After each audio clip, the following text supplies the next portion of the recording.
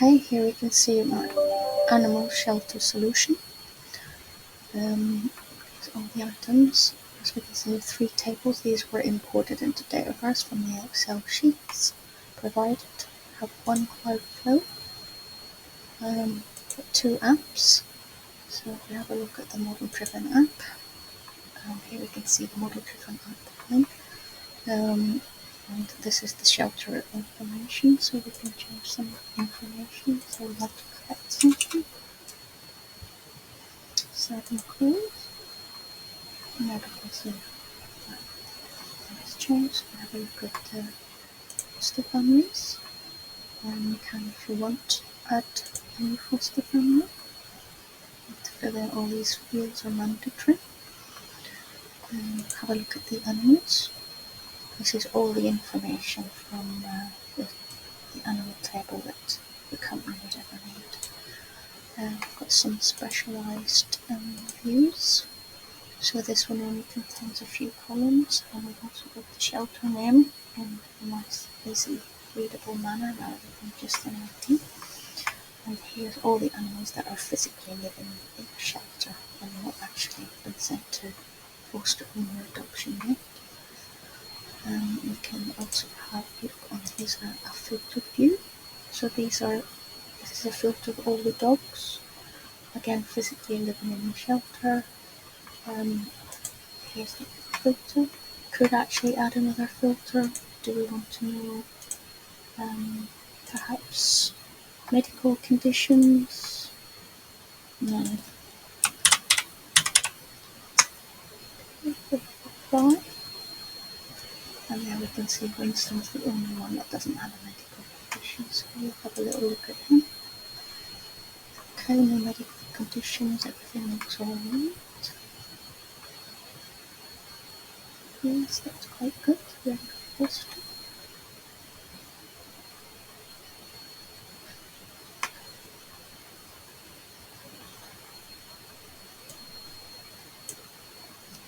Put it inside 10 for foster. 7 close. You can see Winston's changed and he's still showing this table, but we don't actually want Winston playing for foster because we're going to use him at a later date. So we'll just put ready for foster. 7 close. Ready for fostering.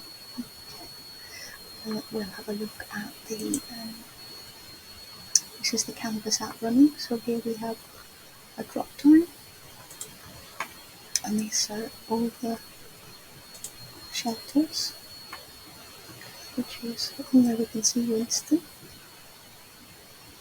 Okay, so the information is in this gallery. The gallery that's selected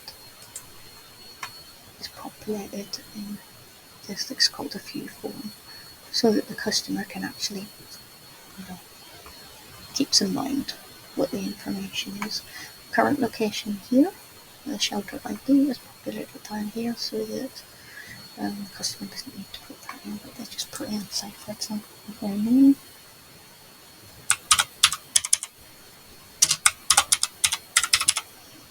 Okay, and okay,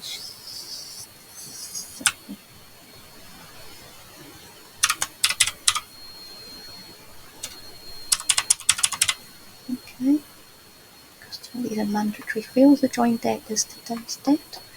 So Miss Marple wishes to claim this animal for fostering. So if we have a look at register, and then have a look. Oh, there we are, there's Miss Marple. Let's have a look at her email. Her name has been automatically populated, the name of the animal, and then come and pick up her animal in 30 days from today. And we'll have a look at the Power Automate. So this is the Power Automate. And we have,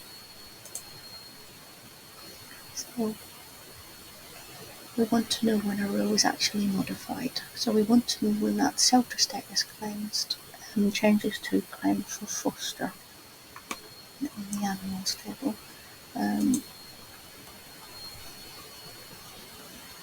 Here we have the encoded version of the shelter's logo for use in the app on the email. And the condition is if the shelter status is equal to mental foster, if it's true, we send an email. Here's the email. Picking up fields from the animals database. So we've got the name, animal name, animal type, age, we've got medications, and here we have an ethics formula for showing the data in a nice easy format, and also adding that 30 days on shelter. So the animal's got to be picked up from the shelter where they're living. Okay. If that condition is not met, then nothing happens. Okay, here's the Power BI dashboard. So we've got a landing page with links to the other pages. So the first one is our animals.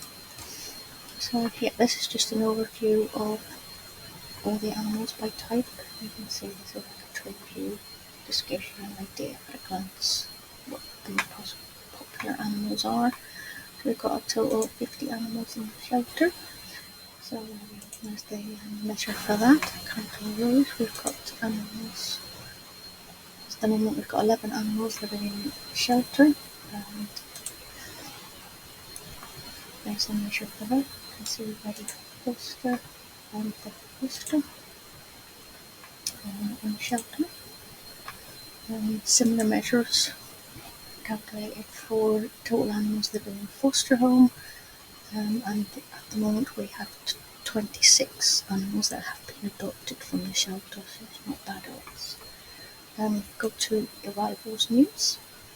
As you can see, I've created date tables. So this is for the arrivals. There's date tables for the adopted date and a date table for the fostered date, just so that we can actually see trends and create one of these sort of filters. So I prefer to see it like this. I find it much easier. It's quite easy if you want to see what happened in a particular month, in a particular year.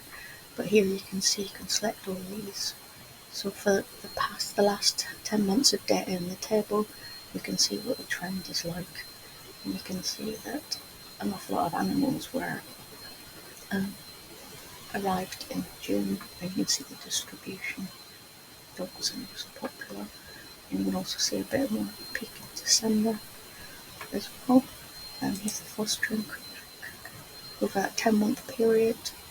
Again, look, fostering a lot of animals in July. Cats and dogs are most popular. On the adoption news, not quite so many for adoption in that period, but you can see cats and dogs with the peak in August. If we wanted to, could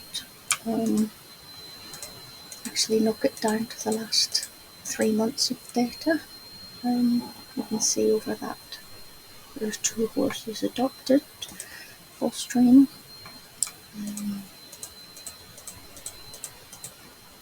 Yeah, so there's a rabbit and a budgie. And again, for that 3-month period. The rabbit and the budgie. So if you wanted just for a 1-month period, so, and let's say we pick February, and for fostering, okay, you can see the budgie got fostered. For adoption, there's no animals, but